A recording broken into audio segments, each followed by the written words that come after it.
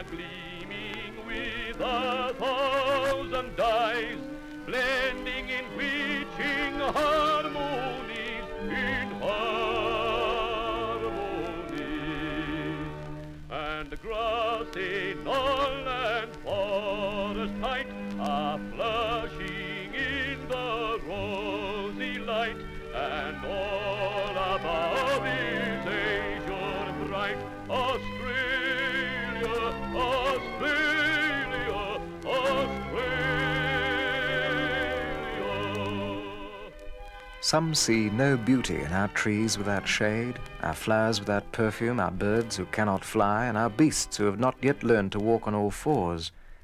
But the dweller in the wilderness acknowledges the subtle charm of this fantastic land of monstrosities. He becomes familiar with the beauty of loneliness, and the poet of our desolation begins to comprehend why free Esau loved his heritage of desert sand better than all the bountiful richness of Egypt. We are for this Australia, for the nationality that is creeping to the verge of being, for the progressive people that veils its fate. Behind us lies the past with its crashing empires, its falling thrones, its dotard races. Before us lies the future into which Australia is plunging, this Australia of ours that burns with the feverish energy of youth. We yield no other allegiance, profess no other loyalty. We recognise no duty as owing to others. We set above all other claims the claims of our own land.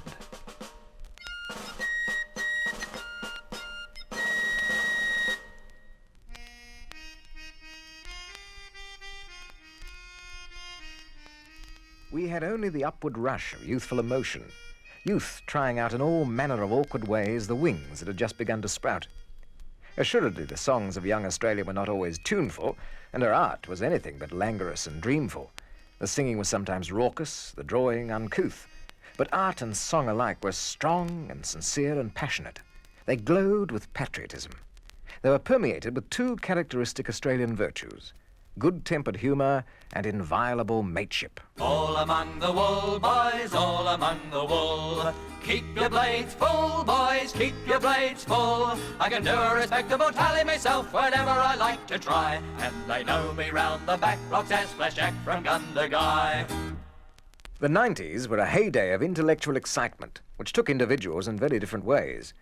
A good deal of my time just then was spent up country, and I found everywhere men's, especially young men's minds, working as if some super baker had permeated them with a spiritual yeast. Talk of a nest of singing birds, everyone sang. Everything Australian was worth writing about, in verse, if possible.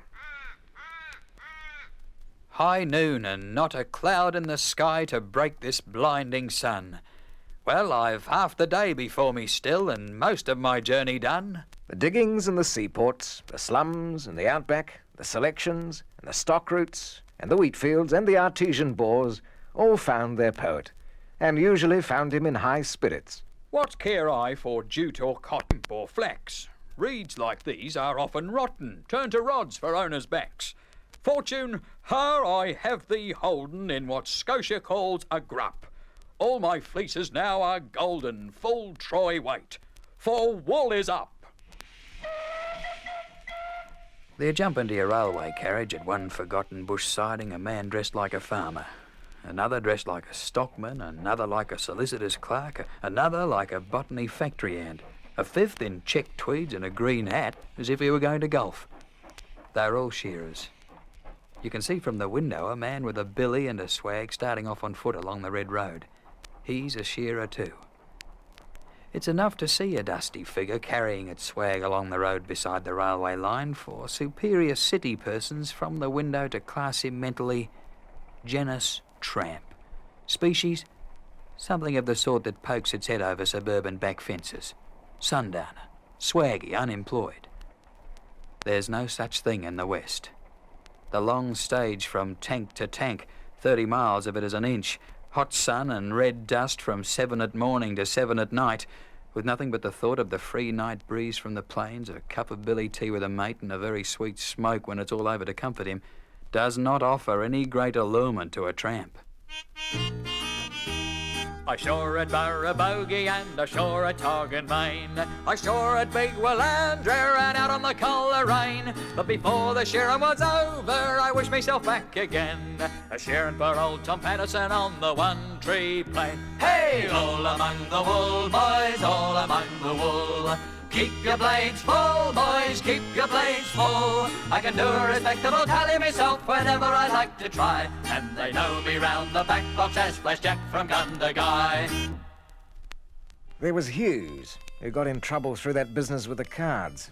Well, it matters little what became of him, but a steer ripped up McPherson in the Curramenta yards, and Sullivan was drowned at Sink or Swim. And Mostyn, poor Frank Mostyn, died at last, a fearful wreck of the horrors of the Upper Wandegong. And Carisbrook, the rider, at the horsefall broke his neck. Faith, the wonder was he saved his neck so long. Ah, those days and nights we squandered at the Logans in the Glen. The Logans, man and wife, been long dead.